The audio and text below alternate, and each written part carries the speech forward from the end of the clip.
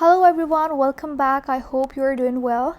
Today we are going to see what is limiting reactant and non-limiting reactants. Non-limiting reactants को access reactants भी कहा जाता है. एक रिएक्शन के अंदर जो लेफ्ट हैंड साइड पे लिखी हुई होती हैं चीज़ें दैट्स रिएक्टेंट, और जो फॉर्म होता है जो राइट हैंड साइड पे होता है एरो के दैट्स प्रोडक्ट. अब रिएक्टेंट जो है एक रिएक्शन के अंदर वो दो तरीके के हो सकते हैं, एक लिमिटिंग और एक नॉन लिमिटिंग. ठीक है, नॉन लिमिटिंग को एक्सेस भी बोला जाता है. अब कैसे आप पता लगाओगे कि एक रिएक्शन के अंदर कौन सा रिएक्टेंट लिमिटिंग है और कौन सा नॉन लिमिटिंग है? देखो, जो रिएक्टेंट रिएक्शन के अंदर पहले ख़त्म हो जाए, पहले ही पूरा का पूरा इस्तेमाल हो जाए, दैट्स लिमिटिंग रिएक्टेंट. और जो रिएक्टेंट रिएक्शन होने के बाद भी बचा रहे क्योंकि वो एक्सेस के अंदर था, इसीलिए दैट्स नॉन लिमिटिंग रिएक्टेंट. ठीक है, फॉर एग्जांपल इसको इस तरीके से समझते हैं. आपके पास one, let's take 2, you have 2 kilograms of water. आपके पास 2 kg पानी है, ठीक है, एंड 1 kilogram ऑफ चिकन, और आपके पास 1 kg जो है वो चिकन है. ठीक है, जब इसका आप चिकन सूप बनाओगे वो बहुत अच्छा बनेगा क्योंकि 2 kg पानी के लिए 1 kg चिकन इज़ सफिशेंट. सही है, लेकिन अगर मैं यहाँ पे 10 kg पानी लेती हूँ और 1 kg चिकन लेती हूँ, ठीक है, यानी कि मैंने पानी की क्वांटिटी बहुत ज़्यादा बढ़ा दी, चिकन की क्वांटिटी अभी तक उतनी की उतनी है. अब मेरे पास जो प्रोडक्ट बनेगा, जो सूप बनेगा, उसके अंदर क्या होगा कि सिर्फ थोड़ा सा क्वांटिटी जो है, असल में चिकन जो था 1 kg चिकन जो है वो सफिशेंट नहीं है 10 kg ऑफ वाटर के लिए. सही है, यानी कि 1 kg सिर्फ 2 kg के लिए ही था. तो जो सूप बनेगा उसके अंदर 8 kg पानी तो ऐसे ही होगा, यानी कि वो सूप नहीं होगा, दैट्स ओनली वाटर. सही है, समझ आ रही है बात? इसको और अच्छे से समझते हैं. देखो, ये हमारे पास एक एग्जाम्पल गिवन है. फॉर एग्जाम्पल यहाँ पे ये रिएक्टेंट्स हैं, हाइड्रोजन सल्फ़र, ये जब मिलेंगे तो आपके पास H2S बन जाएगा. तो यहाँ पे जो क्वांटिटीज़ गिवन है, you see it's 2 gram of hydrogen plus 34 gram of sulphur मिलके बनाते हैं 34 ग्राम ऑफ H2S. ठीक है, लेकिन अगर मैं इन्हीं क्वांटिटीज़ को थोड़ा आगे पीछे कर दूं, यानी कि मैं सल्फ़र जो है वो थोड़ा ज़्यादा ले लेती हूँ, हाइड्रोजन की क्वांटिटी मैं सेम रखती हूँ, लेकिन सल्फ़र में जो है वो इस बार 64 ग्राम्स ले लेती हूँ. ठीक है, और इससे जो प्रोडक्ट बनेगा क्या वो ज़्यादा बनेगा? नहीं, क्योंकि मेरा जो हाइड्रोजन है वो बहुत कम है और H2S बनाने के लिए सिर्फ 2 ग्राम ही हाइड्रोजन चाहिए. तो 2 ग्राम हाइड्रोजन मेरे पास है, लेकिन सल्फ़र मेरे पास यहाँ पे ज़्यादा है, तो H2S उतना ही बनेगा जितना S जो है वो 2 ग्राम ऑफ हाइड्रोजन के साथ रिएक्ट करेगा. क्योंकि देखो, मैंने क्या बताया था कि लिमिटिंग रिएक्टेंट वो होता है जो रिएक्शन के अंदर पहले ही ख़त्म हो जाए. तो हाइड्रोजन मेरे पास ख़त्म हो जाएगा, 2 ग्राम था, 2 ग्राम ख़त्म हो गया, चाहे सल्फ़र फिर बचा हुआ हो या ना हो, हाइड्रोजन तो ख़त्म हो गया ना, तो यानी कि प्रोडक्ट बन ही नहीं सकता. अब आई होप थोड़ा समझ में आया हो. ठीक है, तो जो पहले ख़त्म हो जाए, हाइड्रोजन पहले ख़त्म हो गया, यानी कि ये एक लिमिटिंग रिएक्टेंट है, ये एक लिमिटिंग रिएक्टेंट है. सही है, और जो एक्सेस के अंदर बचा रहा, देखो 32 ग्राम्स, 2 ग्राम के लिए हमेशा 32 ग्राम्स ही लगेगा. ठीक है, तो यहाँ पे मैंने 64 लिया था, तो उसके अंदर 32 ग्राम्स बच गया मेरे पास, प्रोडक्ट मेरे पास उतना ही बना क्योंकि हाइड्रोजन कम था मेरे पास यार. सही है, अब देखो, याद रखिएगा, आपके पास जो लिमिटिंग रिएक्टेंट से जो प्रोडक्ट बनेगा वो रियल होगा, वो रियल क्वांटिटी होगी उसकी. सही है, यहाँ पे देखिए A प्लस B जब मैंने किया, 2 रिएक्टेंट्स को मिलाया, मेरे पास C बना. ठीक है, A मेरे पास लिमिटिंग रिएक्टेंट था और B मेरे पास एक एक्सेस रिएक्टेंट था. अब A से जो प्रोडक्ट बना, A से जो प्रोडक्ट, देखो प्रोडक्ट जो है वो मेरे पास 100 ग्राम्स है. ठीक है, ए से जो प्रोडक्ट बनेगा वो 80 ग्राम्स बन रहा है, सही है। और बी जब आएगा, बी एक्सिस के अंदर है, बी नॉन लिमिटिंग रिएक्टेंट है, तो बी से मेरे पास जो प्रोडक्ट बनेगा वो 100 ग्राम्स बनेगा, ठीक है। तो ये कैलकुलेशन के हिसाब से जब हमने थ्योरेटिकली किया कि अच्छा इससे इतना प्रोडक्ट बनेगा, इससे इतना प्रोडक्ट बनेगा, जब हम इसे प्रैक्टिकली करेंगे तो क्या 80 ग्राम्स बनेगा या 100 ग्राम्स बनेगा। दोबारा यही वाली चीज़ अप्लाई हो रही है, क्या 80 ग्राम्स प्रोडक्ट बनेगा या 100 ग्राम्स। ऑफ कोर्स 80 ग्राम्स बनेगा, क्योंकि लिमिटिंग रिएक्टेंट कम है। जब लिमिटिंग रिएक्टेंट पहले ही ख़त्म हो जाएगा तो उसके बाद तो रिएक्शन होगा ही नहीं आगे। इट मीन्स 80 ग्राम जो बनेगा मेरे पास product, that's real product. Practically 80 gram ही बनेगा, उससे ज़्यादा बन ही नहीं सकता, क्योंकि मेरे पास ए जो है वो ख़त्म हो जाएगा, चाहे बी जो है वो एक्सिस के अंदर पड़ा हो या ना हो। इसका मतलब ये है कि limiting reactants limits the amount of product, यानी कि प्रोडक्ट का अमाउंट जो है वो लिमिटिंग रिएक्टेंट के हाथ में होता है। लिमिटिंग रिएक्टेंट कम क्वांटिटी के अंदर होता है, यानी कि प्रोडक्ट भी कम ही बनेगा। चाहे मेरे पास जो नॉन लिमिटिंग रिएक्टेंट है वो ज़्यादा क्वांटिटी के अंदर है, प्रोडक्ट मेरे पास उतना ही बनेगा। देखो यहाँ पे सल्फ़र मेरे पास कम है, यहाँ पे सल्फ़र जो है वो सफिशेंट है, यहाँ पे सल्फ़र ज़्यादा है, लेकिन क्या प्रोडक्ट बढ़ा? नहीं। क्यों? क्योंकि हाइड्रोजन के हाथ में है, हाइड्रोजन ख़त्म हो गया तो प्रोडक्ट बन ही नहीं सकता, यानी कि हाइड्रोजन ने इस प्रोडक्ट की क्वांटिटी जो है वो कम कर दी। अगर हाइड्रोजन ज़्यादा होता तो मेरे पास प्रोडक्ट भी ज़्यादा बनता, क्योंकि सल्फ़र तो ज़्यादा है ही। रुकावट कौन पैदा कर रहा है? रेजिस्टेंस क्या कौन पैदा कर रहा है? That's hydrogen. हाइड्रोजन जो है वो ज़्यादा बनने ही नहीं दे रहा प्रोडक्ट, तो इसीलिए इसे लिमिटिंग रिएक्टेंट बोलते हैं, क्योंकि ये प्रोडक्ट के अमाउंट को, प्रोडक्ट की क्वांटिटी को लिमिट कर देता है, ठीक है। पहले ही ख़त्म हो जाता है, ठीक है, रिगार्डलेस अगर जो नॉन लिमिटिंग रिएक्टेंट है वो थोड़ा है या ज़्यादा है, लिमिटिंग रिएक्टेंट पहले ही ख़त्म हो जाएगा। अब यहाँ पर कुछ न्यूमेरिकल्स गिवन है limiting and non limiting reactant के। ये उसी मेथड से होंगे जो हमने last time mass volume and volume relationship of stoichiometry के अंदर जितने भी प्रॉब्लम्स किए थे, उसके अंदर जो मेथड था दैट वाज रेशियो मेथड। यहाँ पे भी वही मेथड अप्लाई होगा, लेकिन आपको ये समझने की ज़रूरत है कि जब भी आपको आइडेंटिफाई करना है कि ये जो प्रॉब्लम है, ये जो प्रॉब्लम दी हुई है, क्या ये लिमिटिंग रिएक्टेंट की प्रॉब्लम है या फिर ये किसी और टॉपिक की प्रॉब्लम है, स्टोइकियोमेट्री के किसी और टॉपिक की। तो देखो आपको हमेशा, देखो मैंने क्या बताया था, मास रिलेशनशिप में कोई एक चीज़ आपको गिवन होगी, चाहे वो ए हो या बी हो या सी हो, कोई एक चीज़ आपको गिवन होगी और दूसरी चीज़ आपको जो है वो बतानी होगी। वो सी भी हो सकता है, वो डी भी हो सकता है। फॉर एग्जांपल ए गिवन है, एक चीज़ आपको गिवन होगी, कभी भी दो चीज़ें नहीं गिवन होती हैं आपको। कोई भी आप प्रॉब्लम उठा के देख लो रिलेशनशिप वाले टॉपिक में से, वहाँ पे एक चीज़ गिवन होती है। लेकिन लिमिटिंग रिएक्टेंट वाले कोई भी न्यूमेरिकल हो, उसके अंदर दो चीज़ें गिवन होती हैं, दो चीज़ों का मास गिवन होता है। मास की बात कर रही हूँ, किसी और चीज़ की नहीं कर रही। मास हो सकता है, मोल्स हो सकते हैं, वॉल्यूम हो सकता है, तो दो चीज़ों का गिवन होगा। वॉल्यूम होगा, दो चीज़ों का गिवन होगा। मास होगा या मोल्स होंगे, वो दो चीज़ों के गिवन होंगे। कहाँ पे? लिमिटिंग रिएक्टेंट के जब प्रॉब्लम्स होते हैं। सही है। क्वेश्चन नंबर 1 देखते हैं। Find out the mass of NH3, ammonia की बात कर रहे हैं, जो कि प्रोड्यूस हुआ है 100 ग्राम ऑफ नाइट्रोजन से और 100 ग्राम ऑफ हाइड्रोजन से। अब आपने क्या फाइंड करना है? आपने फाइंड करना है कितना मास जो है वो NH3 का बनता है। अब क्या रेशियो वाले मेथड में 3 वैल्यूज़ रखी जा सकती है? 2 वैल्यूज़ तो नहीं रख सकते हम लोग, तो हम क्या करेंगे? अलग अलग करेंगे। पहले नाइट्रोजन से पता लगाएंगे, ठीक है, और उसके बाद हाइड्रोजन से पता लगाएंगे इसका मास, अमोनिया का मास। सही है। और फिर आप पता करोगे कि जिससे मास कम आ रहा है, जिससे अमोनिया का मास कम आ रहा है, दैट्स रियल मास। सही है। मैंने क्या बताया था लिमिटिंग रिएक्टेंट के टॉपिक पर? अभी भी बताया कि रियल मास कौन सा होता है? जो कि लिमिटिंग रिएक्टेंट फॉर्म करता है, और वो मास हमेशा कम होता है। सही है। अभी न्यूमेरिकल करेंगे तो बिल्कुल क्लियर हो जाएगा। देखो हमने सोल्यूशन किया, मैंने क्या कहा कि एक चीज़ का आप रख सकते हो, ठीक है, दो नहीं रख सकते। हाइड्रोजन का भी क्वेश्चन के अंदर गिवन है, लेकिन आप यहाँ पे रख नहीं सकते, एक एक करके अलग अलग करके आप करोगे। तो पहला क्या आता है? According to balanced equation. दूसरा क्या आता है? According to question. According to balanced equation, यहाँ पे देखो ये इक्वेशन गिवन नहीं थी, है ना? हाँ गिवन नहीं थी, आपने खुद बनाई है। खैर ईजी इक्वेशन है, N + H = NH3, फिर बैलेंस कर लीजिएगा।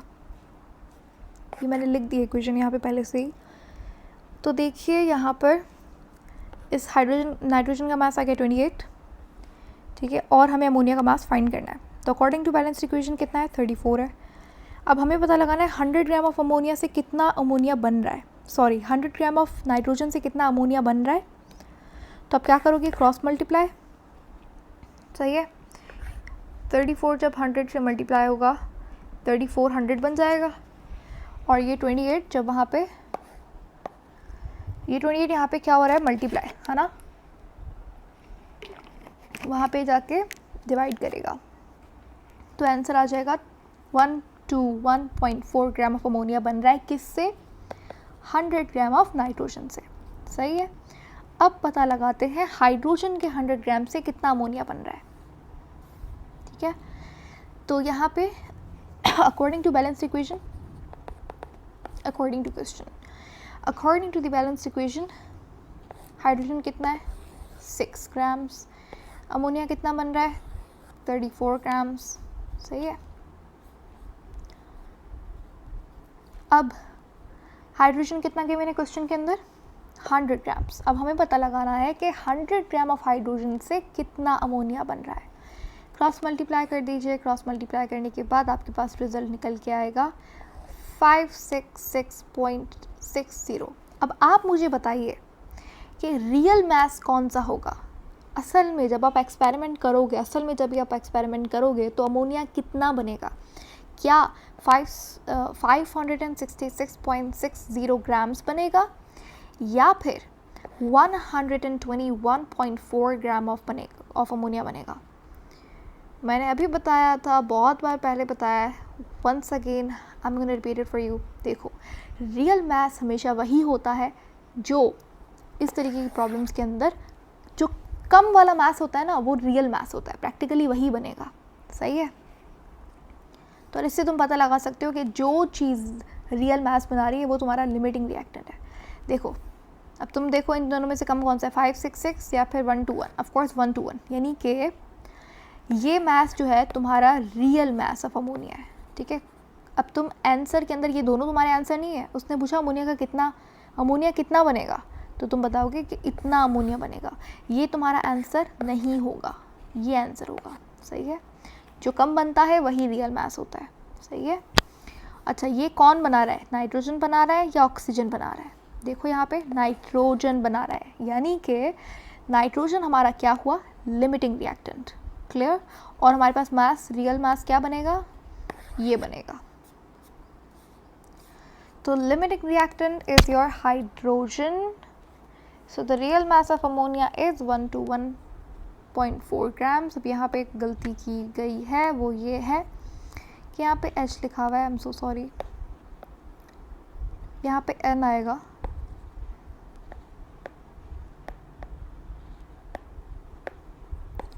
Okay, my bad, it was just a mistake. But nitrogen जो है वो हमारा लिमिटिंग रिएक्टेंट है, सही है।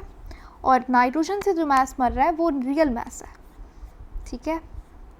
सारे लिमिटिंग रिएक्टेंट के क्वेश्चंस इसी तरीके से होंगे। मैंने पहले ही बोला था कि रेशियो वाला मेथड अगर आपने एक बार सीख लिया तो स्टोइकियोमेट्री चैप्टर बहुत आसान हो जाएगा, ठीक है। और यहाँ पे कुछ और क्वेश्चंस गिवन है, वो भी देख लेते हैं। चलो, ammonia gas can be produced by heating, ठीक है। आपके पास एक मिनट, आपके पास 2 प्रोडक्ट्स गिवन है, wait a moment, okay. You got 2 products, NH4Cl, ठीक है, ammonia chloride and calcium hydroxide CaOH2, ठीक है। अब वो कह रहा है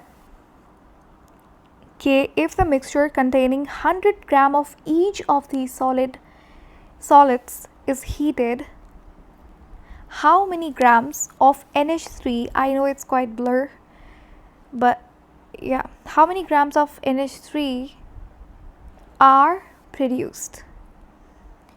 यानी कि देखो, हमारे पास 2 प्रोडक्ट्स गिवन है, 2 रिएक्टेंट्स गिवन है, और कह रहा है कि 100 ग्राम ऑफ ईच, यानी कि दोनों 100 ग्राम्स हैं। अब बताइए कि कितना कितना NH3 का वॉल्यूम बनता है, ठीक है। तो अब यहाँ पे एक छोटी सी चीज़ है, अच्छा वॉल्यूम एट STP है तो ठीक है, तो आसान है। लेकिन यहाँ पे एक छोटी सी ट्विस्ट ये है कि यहाँ पे मास नहीं पूछ रहा, यहाँ पे पूछ रहा है वॉल्यूम किसका, वॉल्यूम कितना बनेगा NH3 का। वही क्वेश्चन है, वही मेथड है अभी भी जो किया, लेकिन आपको मास को वॉल्यूम के अंदर कन्वर्ट करना पड़ेगा, बस इतनी सी बात है, ठीक है।